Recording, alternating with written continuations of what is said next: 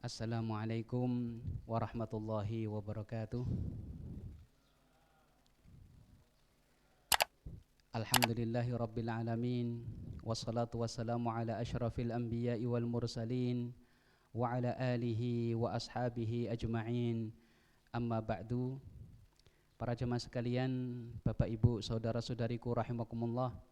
Alhamdulillah di malam hari ini Allah Subhanahu wa taala telah memberikan banyak kenikmatan kepada kita semuanya sehingga kita bisa bertemu kembali dalam majelis ini untuk melanjutkan kajian kita dari kitab Al-Arba'in Al-Qalbiyah, 40 hadis terkait dengan hati. Dan kita sampai pada hadis yang ke-38 yang mana insyaallah 2 hadis lagi sudah kita selesaikan dan kita khatamkan kitab ini. Semoga Allah Subhanahu wa taala memberikan kepada kita semuanya ilmu yang bermanfaat bagi kita baik di dunia kita ataupun di akhirat kita. Amin amin ya rabbal alamin. Kemudian tak lupa pula untuk mengingatkan bahwasannya insyaallah sekitar 100 hari lagi Ramadan akan tiba. Nah, ulama salaf dulu, salafun saleh, beliau-beliau dulu persiapan sebelum datangnya Ramadan itu 6 bulan. Sebelum datangnya Ramadan sudah mempersiapkan, berdoa, meminta kepada Allah agar supaya dipertemukan dengan bulan Ramadan. 6 bulan sebelum datangnya bulan Ramadan sudah meminta, berdoa kepada Allah agar supaya dipertemukan dengan bulan Ramadan. Jadi persiapannya dengan berdoa. Kemudian juga dipersiapkan dengan melakukan ibadah-ibadah, baik itu yang wajib ataupun yang sunnah.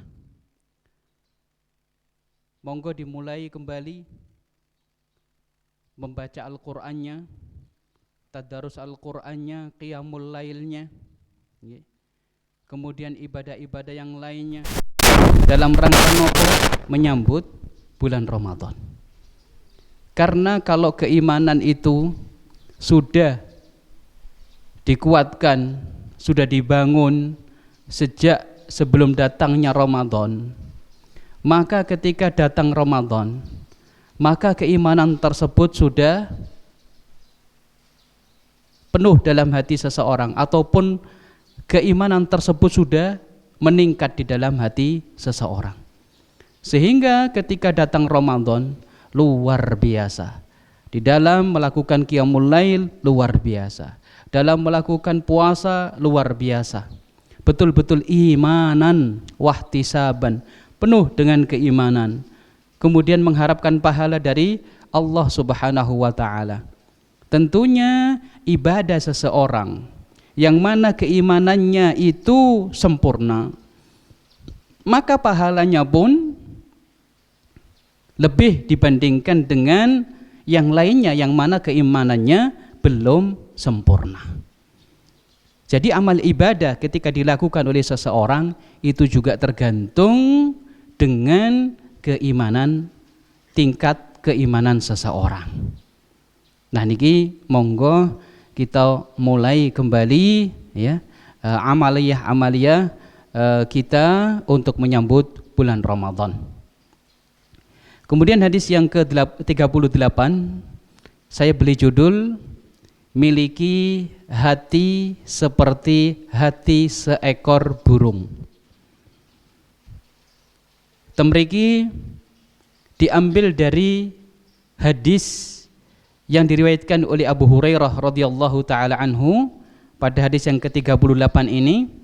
Anin Nabi sallallahu alaihi wasallam, saking Kanjeng Nabi sallallahu alaihi wasallam qala, beliau bersabda, yadkhulul jannata aqwamun, kaum-kaum ataupun beberapa kaum masuk surganya Allah Subhanahu wa taala karena apa?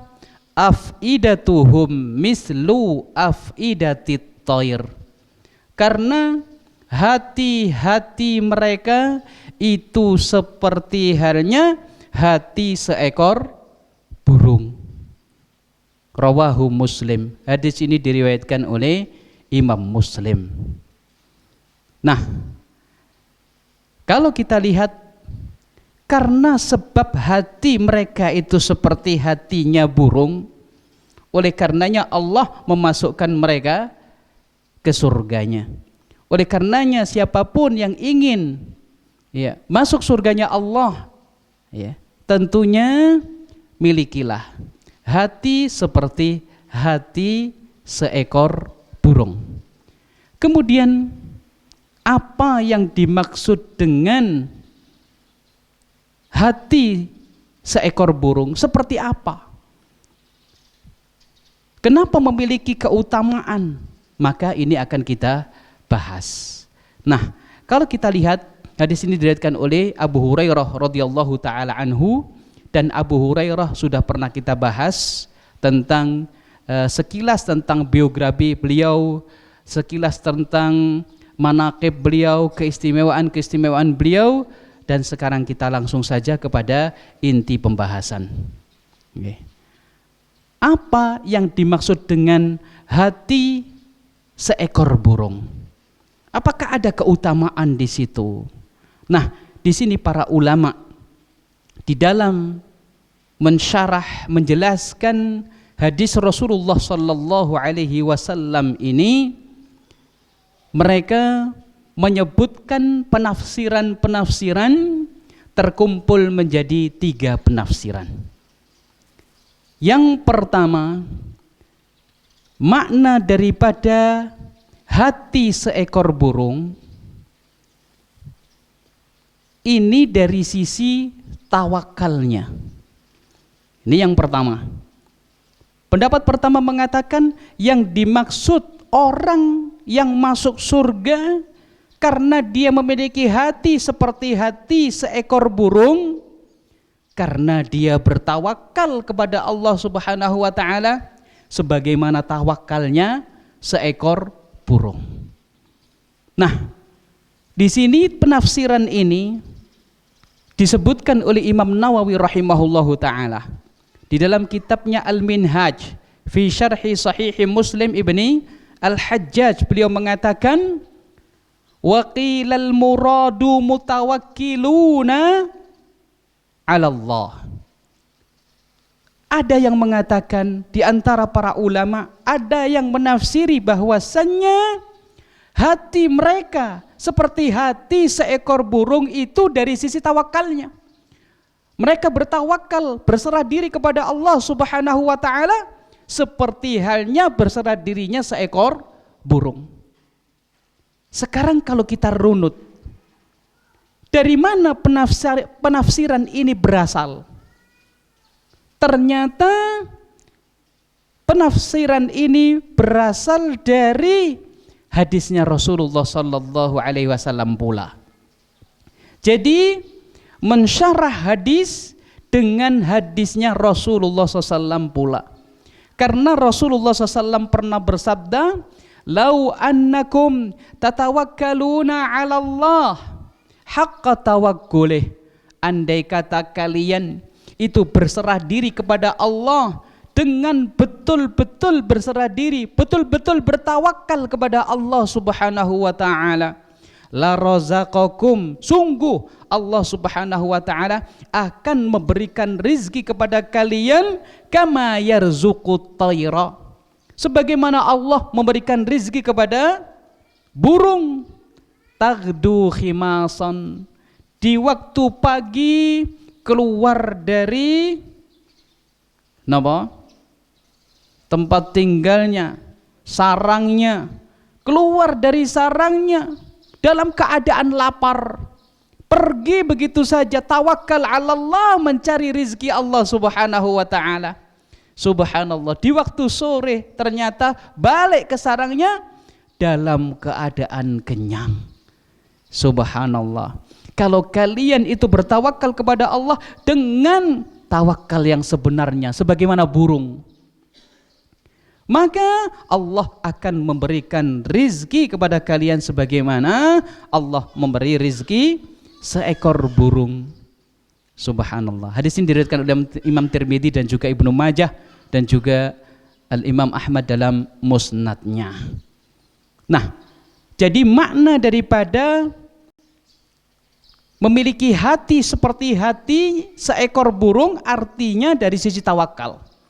Mereka adalah orang-orang yang bertawakal, berserah diri kepada Allah Subhanahu wa ta'ala. Niki makna yang pertama. Kemudian kita kupas terlebih dahulu sehingga mudah untuk mengaplikasikan tawakal tersebut dalam kehidupan kita.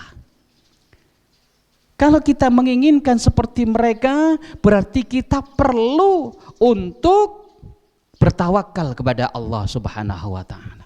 Nah, yang dimaksud dengan tawakal itu apa?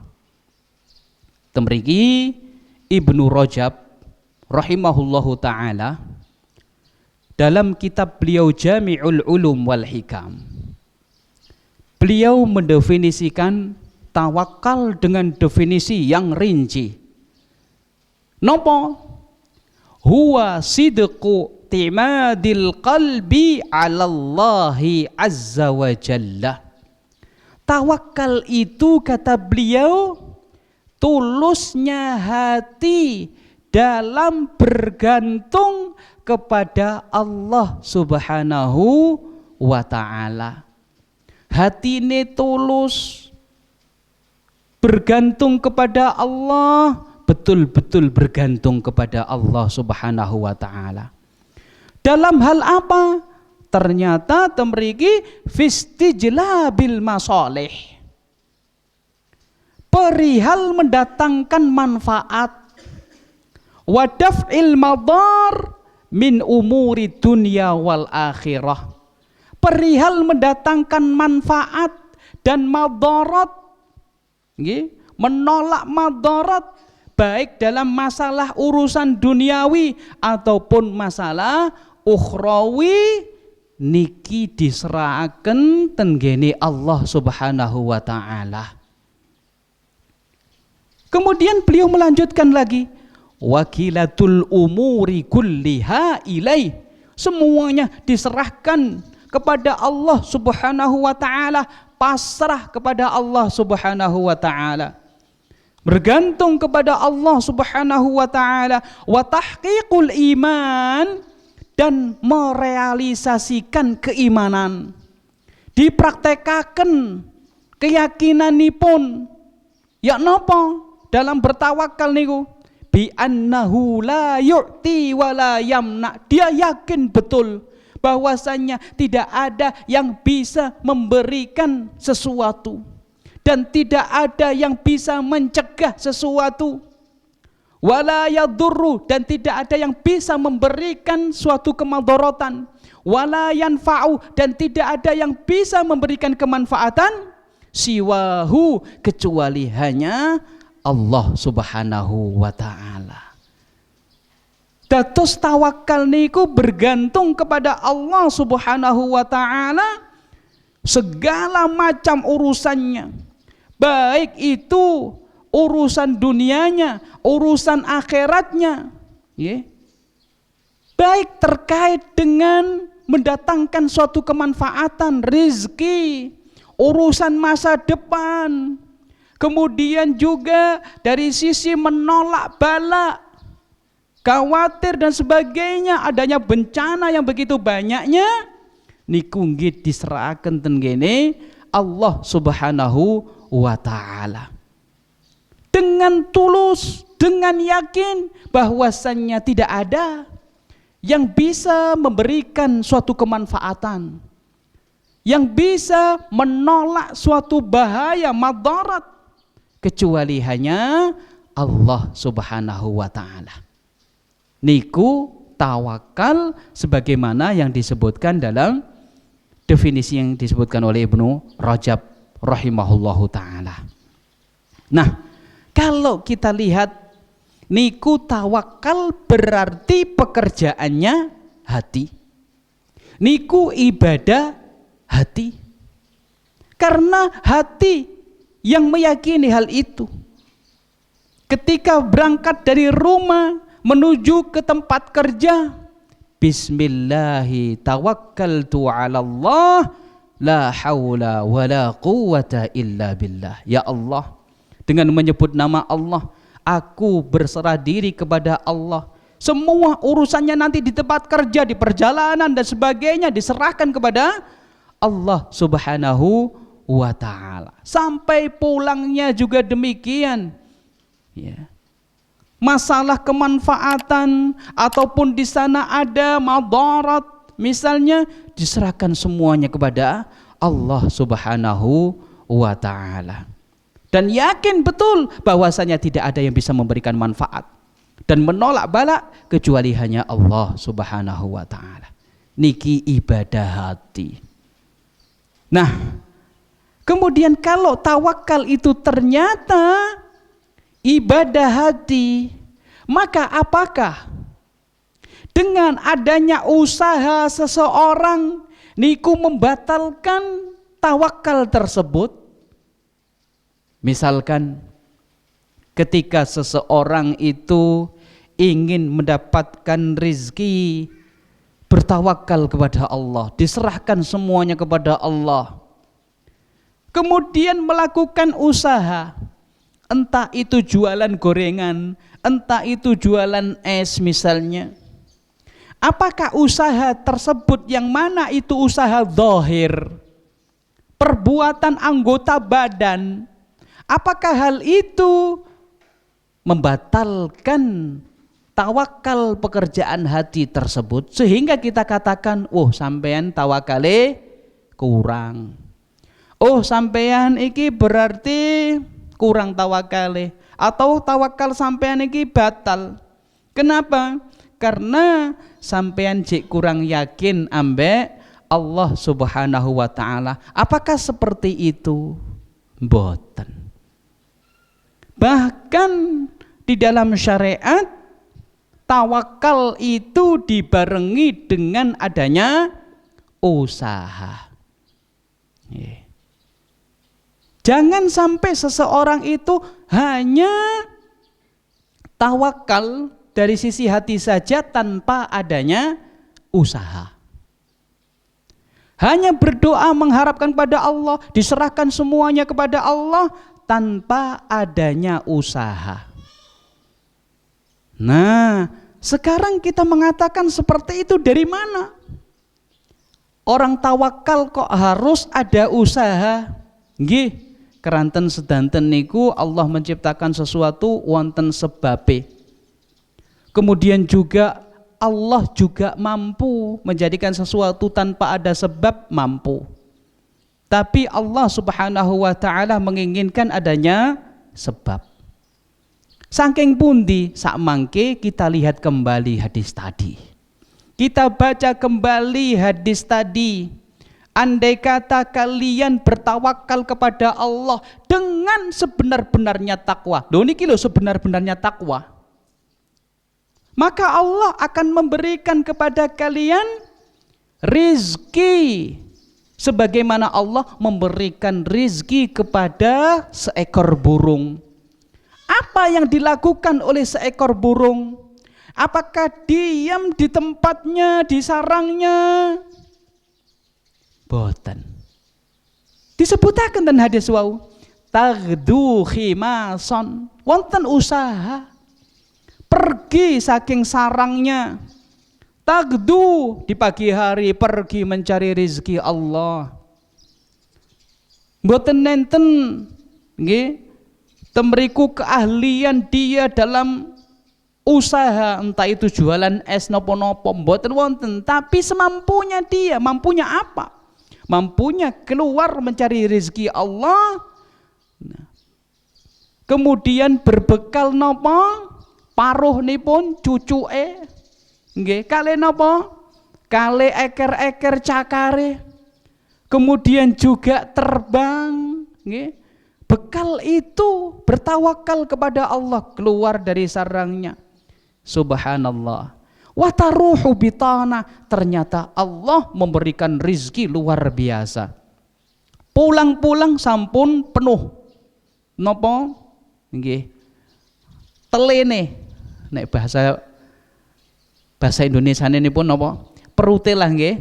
Niku sampun penuh. Ketika balik ke sarangnya dalam keadaan kenyang. Nah, niki berarti wonten usaha. Nah, kalau kirang cekap malih, Kanjeng Nabi nate ditanya kalian seseorang, ya Rasulullah, aqiluha wa atawakkal am utliquha wa atawakkal. Terkait kalian untone, kendaraane untone niki, apakah saya ikat ya Rasulullah, kemudian saya tawakal, ataukah saya biarkan saja, tidak saya ikat, kemudian saya bertawakal kepada Allah? Jawaban Rasulullah, bal i'qilha wa tawakkal. Lakukan usaha, ikat, kemudian tawakal Allah. Kalau hilang, ya sudah melakukan suatu usaha. Jangan tidak melakukan usaha, dilepas begitu saja, hilang. Nah, temriki menunjukkan bahwasannya perlu adanya usaha. Boten sekedar tawakal kemawon, perlu adanya usaha. Semampunya orang tersebut. Semampunya orang tersebut.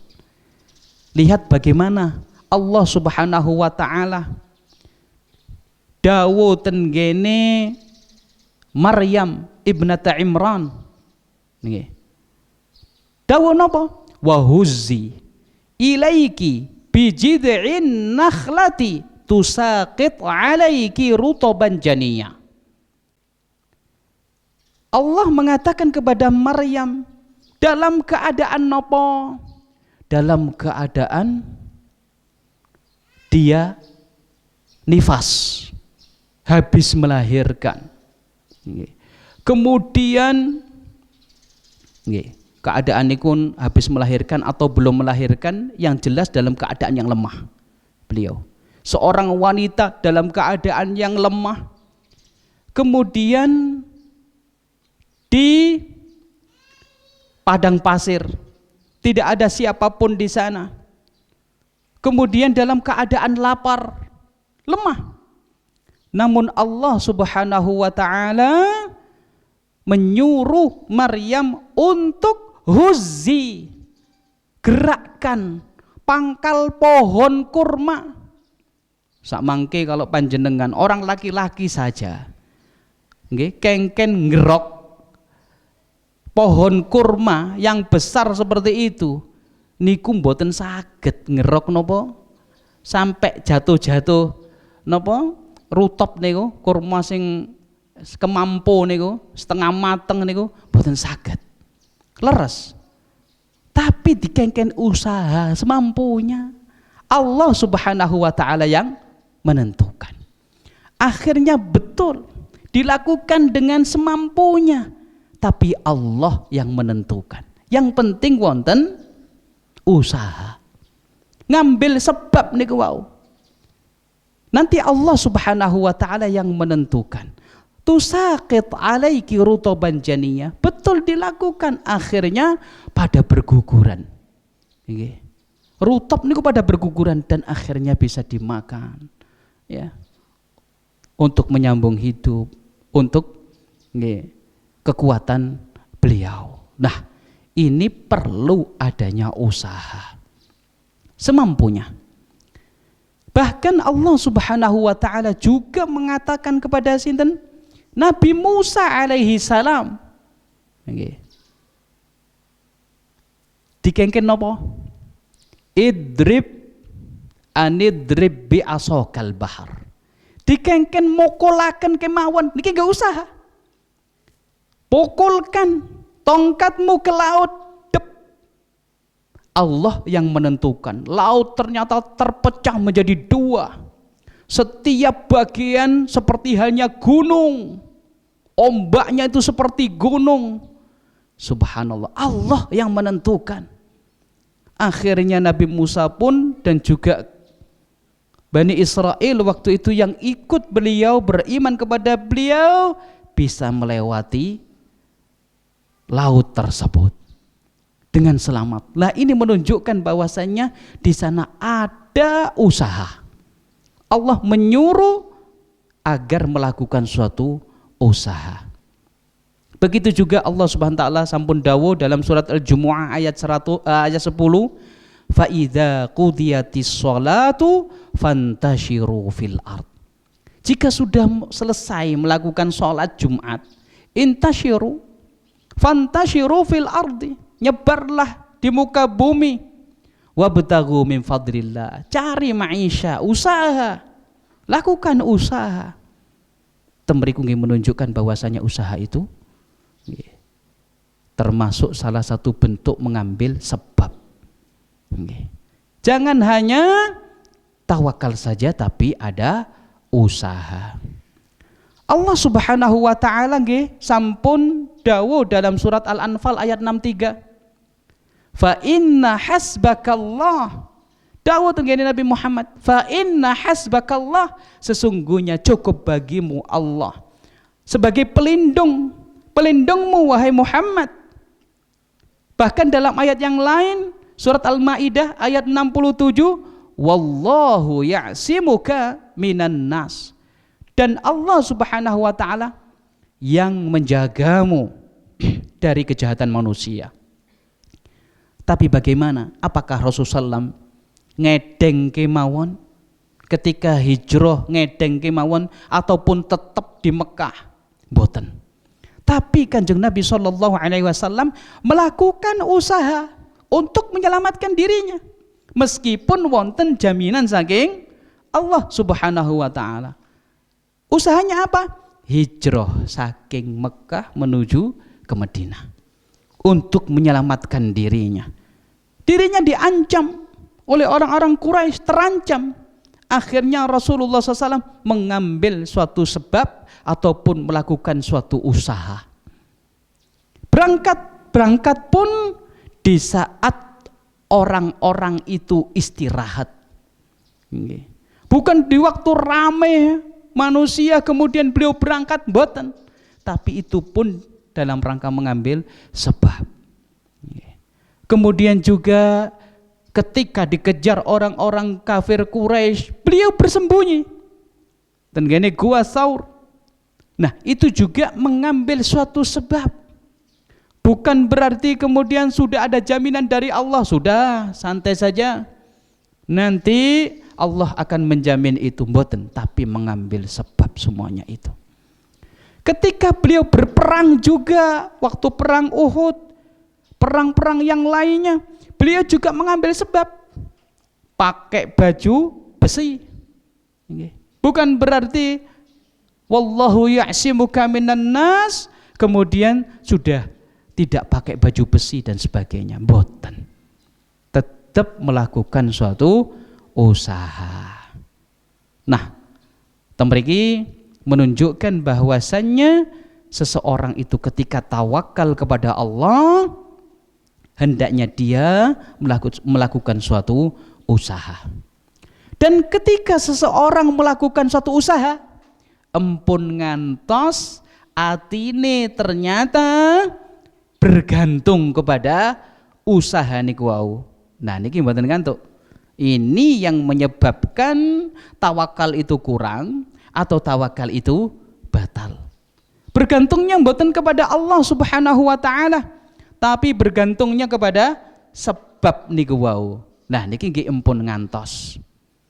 Nah, oleh karenanya ketika seseorang itu melakukan suatu usaha, empun kesupen tawakal kepada Allah Subhanahu wa taala. Kalau seseorang itu usaha kemudian tidak bertawakal kepada Allah, nah temriki dia tidak melakukan ibadah hati. Ketika yang dijagakno istilahnya niku, yang dia harapkan usahanya tersebut ketika pailit, biasanya itu seperti halnya orang yang stres. Kalau usaha ini adalah mengambil sebab, kemudian dia tawakal kepada Allah, maka entah itu ada untungnya, maka dinisbatkan kepada Allah. Alhamdulillah, ini adalah nikmat dari Allah Subhanahu wa ta'ala. Mboten dinisbataken kepada kemahiran dia dalam berbisnis, mboten. Tapi dinisbataken kepada Allah Subhanahu wa ta'ala, bersyukurnya luar biasa. Ketika pailit rugi, dia pun subhanallah, Allah telah mentakdirkan seperti ini. Yang penting saya sudah usaha, Allah menginginkan yang lain. Maka semuanya kalau diserahkan kepada Allah ringan. Nah niki. Kemudian keuntungan orang yang bertawakal. Nopo? Pertama, inggih punika dicukupi kalian Allah Subhanahu wa ta'ala. Dicukupi kalian Allah Subhanahu wa ta'ala. Allah sampun dawuh, tapi ingat niku wau, tawakal yang betul-betul tawakal inggih punika dengan melakukan suatu usaha, mengambil sebab. Allah sampun dawuh dalam surat At-Talaq ayat 3, wa may yatawakkal 'alallah fahuwa hasbuh. Barang siapa yang bertawakal kepada Allah, maka Allah akan mencukupi dia, mencukupi kebutuhannya. Apa yang dia inginkan, dia melakukan usaha dan tawakal kepada Allah, Allah Subhanahu wa ta'ala mencukupi dia. Kebutuhan dia, apa yang dia butuhkan dicukupi oleh Allah Subhanahu wa ta'ala. Ini yang pertama. Kemudian yang kedua, hatinya tenang karena sudah diserahkan kepada Allah. Dia hanya melakukan usaha semaksimal mungkin, semampunya dia, dan sudah diserahkan kepada Allah. Hatinya tenang, boten khawatir, boten khawatir dan sebagainya, boten, sampun diserahkan dengan Allah Subhanahu wa ta'ala. Sudah siap secara mental niku, sampun siap. Kemudian yang ketiga, tidak ada hasad dan iri kepada yang lainnya. Karena dia sudah yakin semuanya yang mendatangkan manfaat itu Allah Subhanahu wa ta'ala. Kemudian yang menolak bala itu juga Allah Subhanahu wa ta'ala. Bahwasannya rizki dia tidak akan salah alamat, itu sudah yakin. Nah, tidak ada iri. Saudaranya, tetangganya, saudaranya seiman, misalkan mendapatkan rezeki dari Allah Subhanahu wa ta'ala, tidak ada rasa hasad, iri, dengki dalam hatinya kepada orang tersebut, tidak ada. Kenapa? Karena dia yakin bahwasannya rezekinya di tangan Allah. Rezekinya tidak akan salah alamat. Itu memang rezeki saudaranya. Rezekinya dia ada dan tidak akan salah alamat. Nah, ini ketika orang itu bertawakal kepada Allah, betul-betul hatinya tenang, tidak ada iri, tidak ada hasad kepada yang lainnya. Nanti wonten seorang laki-laki datang menemui Ibrahim ibnu Adham rahimahullahu ta'ala, salah seorang ulama salaf. Dia mengadukan bahwasannya dia memiliki keturunan anak-anak ataupun tanggungan yang banyak. Jadi keluarganya itu keluarga besar dan dia miskin, harus menghidupi mereka. Akhirnya Ibrahim ibnu Adham rahimahullah mengatakan, ya akhi, wahai saudaraku, undur, lihatlah, undur kullaman fi manzilika, lihat semua orang yang ada di rumahmu, laisa rizquhu 'ala Allah fahawwalahu ila manzilih. Tidaklah rizki mereka itu di tangan Allah kemudian dirubah, diberikan kepadaku, dikirim ke rumahku. Tidak akan, kata Ibrahim ibnu Adham. Rizki mereka tidak akan salah alamat. Rizki mereka akan datang dan mendatangi mereka.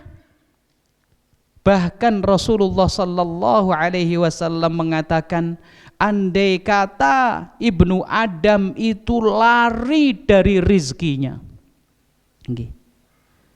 seperti halnya lari dari kematian, sungguh rizki itu akan mendapati dia. Begitu juga kematian akan mendapati dia. Nah, kalau orang itu betul-betul tawakal kepada Allah dengan melakukan usaha yang dia mampu, Allah subhanahu wa ta'ala akan mencukupi kebutuhan dia. Terus kuncinya inggih punika tawakal kali melakukan usaha, dan jangan sampai kita berubah tawakal kita ketika sudah melakukan usaha bergantungnya kepada usaha, empun ngantos. Kados ketika COVID-19 gitu, puncak-puncaknya seseorang di situ melakukan usaha yang dia mampu, memakai masker, kemudian jaga jarak, kemudian tawakal 'ala Allah. Tapi jangan sampai kita ternyata bergantung pada usaha tersebut, akhirnya kecelek.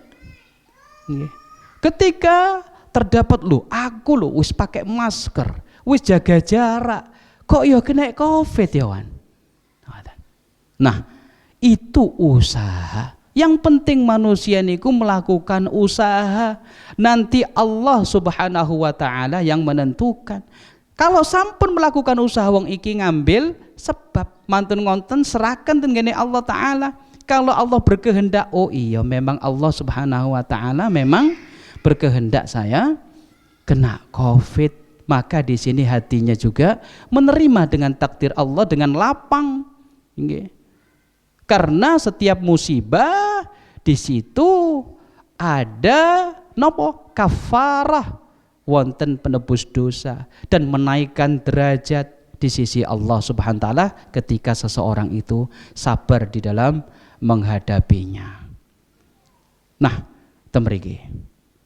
Kemudian ada seorang laki-laki mengatakan kepada Ma'ruf Al-Karhi rahimahullahu ta'ala, salah seorang ulama pada zaman dahulu. Dia mengatakan, ausini, kasihlah nasihat kepada saya. Faqal, maka dia mengatakan, tawakkal 'ala Allah, bertawakallah kepada Allah. Hatta yakuna anisaka, sampai Allah subhanahu wa ta'ala itu menjadi teman dekatmu, wajalisaka, teman dudukmu, wa maudhi'a syakwaka, dan tempat pengaduanmu. Subhanallah. Terus Ma'ruf Al-Karhi rahimahullah sebagaimana disebutkan oleh Ibnu Abi Dunya di dalam kitabnya At-Tawakkul 'ala Allah. Beliau mengatakan pada orang tersebut, minta nasihat, dinasehati.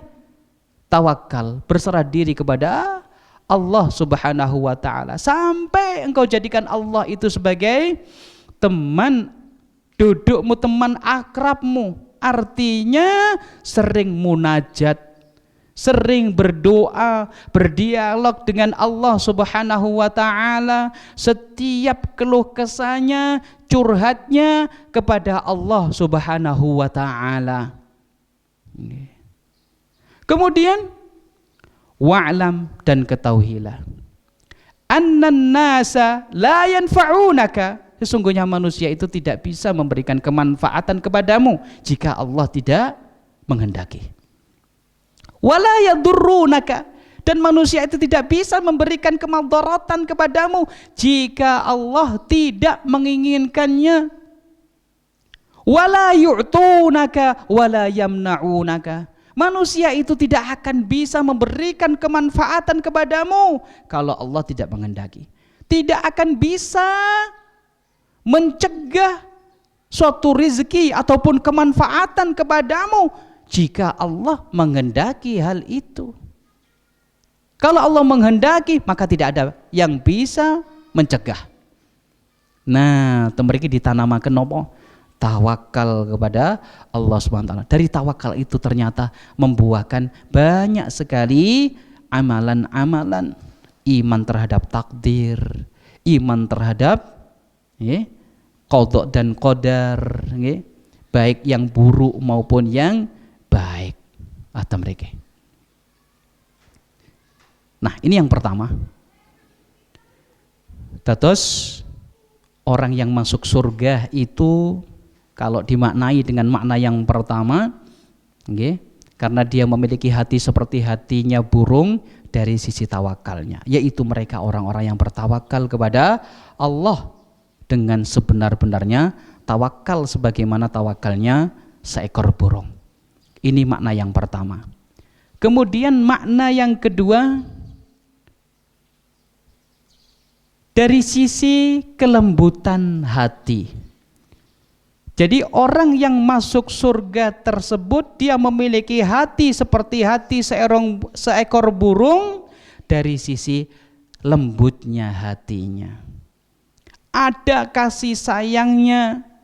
Coba kalau kita lihat burung, kasih sayangnya luar biasa kepada anak-anaknya. Kepada pasangannya pun luar biasa. Jadi hatinya lembut, hatinya memiliki kasih sayang, kemudian hatinya bersih dari iri dan dengki, bersih dari kesombongan, bersih daripada ujub, mudah mengambil pelajaran hidup dan nasihat, mboten keras hati. Hatinya lembut, hatinya lunak, seperti hatinya seekor burung. Seekor burung niku mudah sekali untuk respon, mudah mengambil pelajaran, cepat respon. Ketika seseorang gerak gitu mawon, pun langsung mulai pindah. Nah, seperti itu. Lah, hati yang dimiliki oleh orang yang masuk surga tersebut untuk makna yang kedua, yaitu hatinya lembut. Sebagaimana hati seekor burung memiliki kasih sayang. Nah, temriki kalau kita lihat fadilah keutamaan daripada hati yang memiliki kasih sayang. Hati yang penuh dengan rahmat kasih sayang, kemudian lembut, itu luar biasa.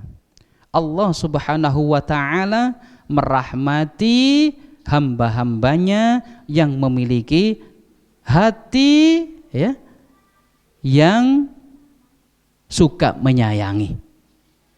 Kanjeng Nabi SAW sampun dawuh, innama yarhamullahu min ibadihi ruhama. Sesungguhnya Allah Subhanahu wa ta'ala menyayangi hamba-hambanya yang sayang kepada yang lainnya. Nah, kalau kita lihat para syurahul hadis, di antaranya Al-Qastallani rahimahullah, beliau mengatakan fawasofa awalan birriqati liyushira ila takhalluq ma'an nas wa husnil ushrati al-ishrati ma'al ahli wal ikhwan. Jadi hati yang pertama itu hati yang lunak. Hati yang lunak itu seperti apa? Dia memiliki kasih sayang, baik akhlaknya, kepada orang-orang yang terdekat pun baik, kepada orang-orang sekitarnya pun baik, kepada teman-temannya pun baik. Kemudian beliau menyebutkan firman Allah, walau kunta faddan ghalidhal qalbi lan faddu min haulik. Andai kata kamu wahai Muhammad memiliki hati yang keras, ya, akhlak yang kasar, maka orang-orang akan menghindar darimu dan menjauh darimu. Nah, niki sampun isya nggih. Nggih, kita dengarkan adzan dulu kemudian kita lanjutkan.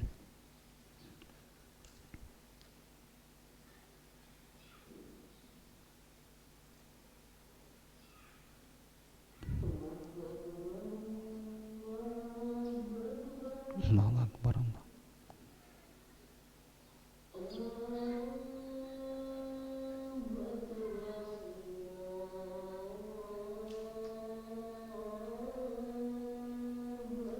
Allahu Akbar. Allahu Akbar.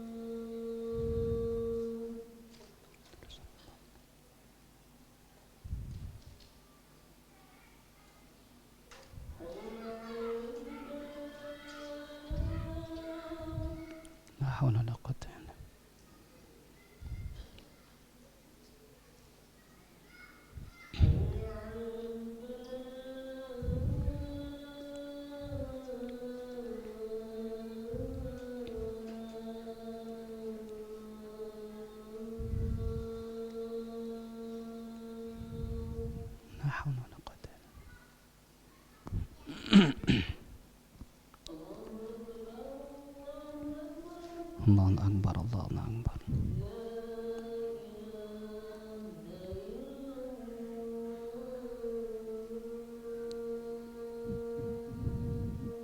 La ilaha illallah Rasulullah membahadi da'wati tamma salatul qiyamat Muhammad Rasulullah.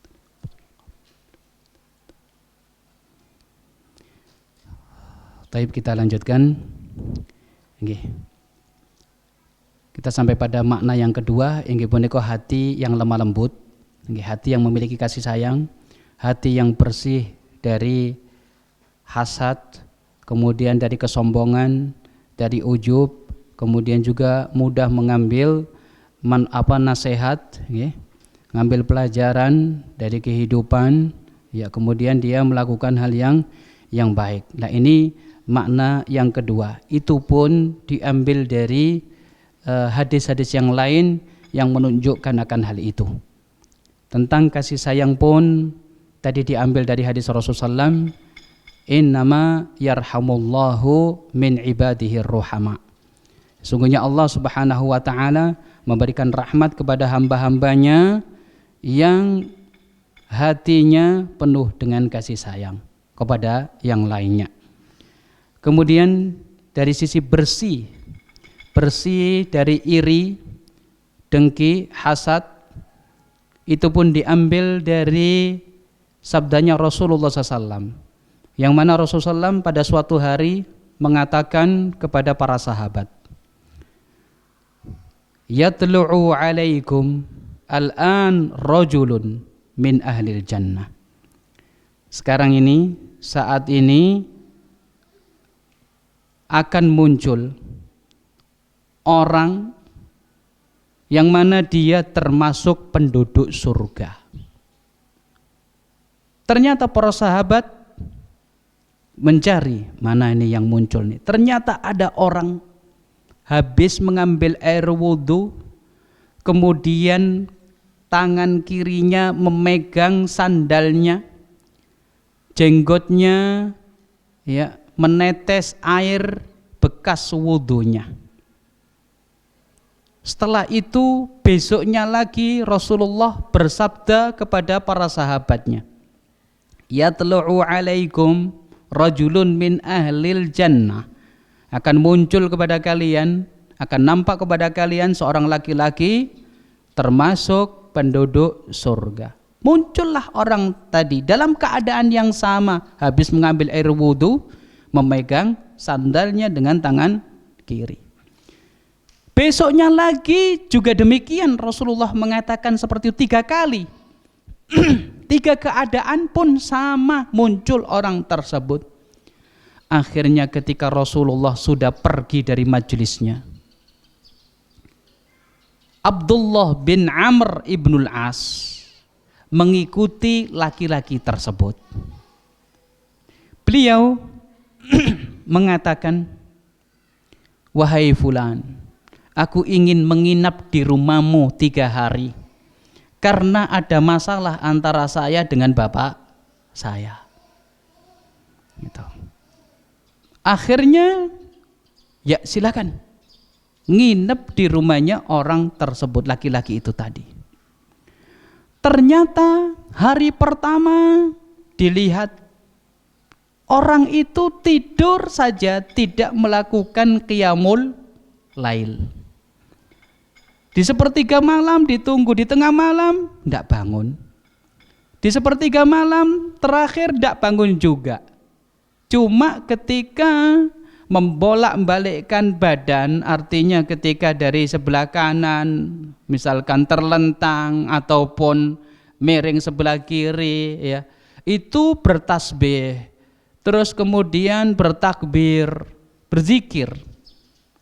Cuma itu, tidak melakukan qiyamul lail. Ibadahnya tidak ada di situ ibadah yang kelihatan, ya. Kemudian besoknya juga demikian. Abdullah bin Amr melihat, oh mungkin masih capek mungkin beliau. Malam ini beliau tidak bangun qiyamul lail. Tunggu besoknya lagi. Ternyata demikian, tidak bangun malam, tidak melakukan qiyamul lail. Sampai 3 hari. Ternyata Abdullah bin Amr ibnul As tidak mendapati keistimewaan amalan orang tersebut yang dohir, secara dohir. Akhirnya hari yang ketiga, beliau sebelum pamit mengatakan kepada orang tersebut, wahai fulan, sebenarnya aku tidak ada masalah. Antara aku dengan bapakku sebenarnya tidak ada masalah. Namun saya ingin menginap di rumahmu karena Rasulullah Shallallahu Alaihi Wasallam beliau bersabda, akan muncul, nampak, ya, akan kalian lihat seorang yang termasuk penduduk surga, dan ternyata yang muncul itu antum. 3 kali Rasulullah mengatakan seperti itu. Maka tunjukkanlah kepadaku amalan apa yang kamu lakukan sehingga kamu mendapatkan jaminan surga. Akhirnya orang itu tadi mengatakan, ma huwa illa ma ra'aita. Tidak ada amalan yang lebih seperti halnya yang kamu lihat. Ya cuma itu saja yang aku lakukan. Namun beliau mengatakan, ghaira anni la ajidu fi nafsi li ahadin minal muslimina ghisyan. Tapi dalam hatiku, tidak ada dalam hatiku itu ghish, yaitu dusta terhadap kaum muslimin. Tidak ada kebencian kepada saudara sesama muslim. Kemudian wala ahsidu ahadan ala khairin, dan aku tidak iri, tidak ada hasad dalam hatiku terhadap salah seorang di antara kaum muslimin. Ya. Tidak ada rasa iri, dengki kepada seorang pun ala khairin a'tahu, yang mana dia diberikan kenikmatan oleh Allah dan sebagainya. Saya tidak ada rasa iri dalam hatiku. Bersih hatinya, subhanallah. Kemudian Abdullah bin Amr ibnul As mengatakan, hadhil lati balaghat bika, ini yang engkau bisa melakukan, yang engkau bisa capai. Ini luar biasa, amalan hati yang begitu beratnya. Wahiyallati la nutik, dan ini yang belum bisa aku lakukan, kata Abdullah bin Amr ibnul As. Nah, kalau kita lihat, berarti hati yang bersih, hati yang lembut, hati yang bersih dari hasad, dari hiqat, dari kebencian terhadap sesama muslim. Kemudian bersih dari kesombongan, bersih daripada ujub, merasa dirinya yang paling baik dan meremehkan yang lainnya.